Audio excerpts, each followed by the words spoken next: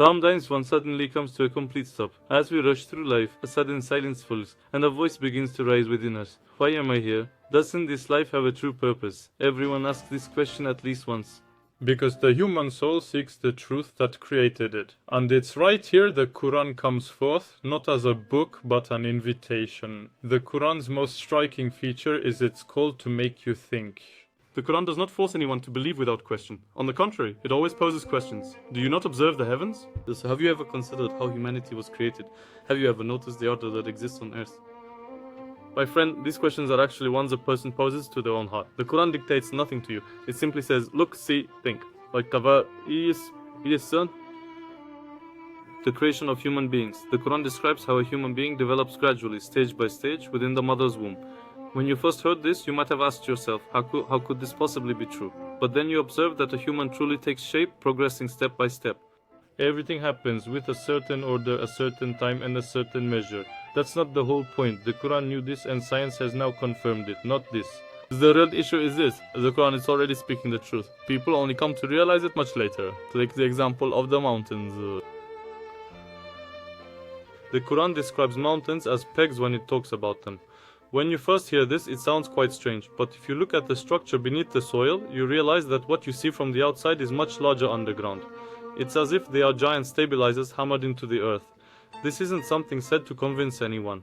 It's simply so that we can perceive the order established by Allah. The physical structure of the sky. In the Quran, there is an expression, we have expanded the heavens. The sky appears to humans as if it were constant, but when you look closely you see that everything is systematically moving away from each other. This knowledge was perhaps discovered years later, but what's important is this. The Quran constantly invites us to think, to examine what has been created, to contemplate. So why is all of this important? For being a Muslim is not merely a system of belief, but a heart, a soul, a person finding their true direction.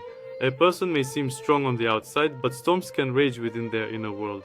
Troubles, fears, uncertainties. Everyone carries burdens in life. When you become a Muslim, one phrase lightens all those heavy burdens. I have a Lord. Most of the heavy burdens that weigh on a person's shoulders often diminish when they truly grasp the meaning of this one sentence. Because you come to understand that you are truly not alone, that you are not created for nothing, that your life truly holds a significant purpose.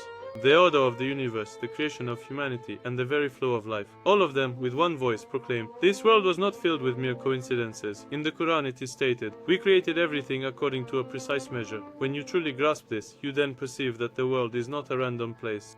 In night, day, nature, and mankind, in everything, there is an order, a measure, and a harmony. This order has a creator, an owner, and the human heart already knows this deep inside. Perhaps even your watching this video today is a sign. Perhaps for a long time you've had questions in your mind. Perhaps a voice inside you was saying now find the truth on issues. Maybe you were feeling an emptiness in this world and didn't know what it was, and today you are here. This might not be a coincidence, although sometimes God leaves a special sign deep within a person's heart. Sometimes a single sentence, a conversation, or a video will touch you at a moment you least expect. And perhaps this is a small gentle calling meant just for you.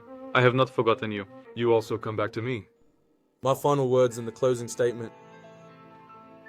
Finally, being a Muslim doesn't restrict a person, it liberates them. It brings not darkness but peace. It doesn't constrict the heart, it expands it. And perhaps the missing piece you've been searching for all these years is faith.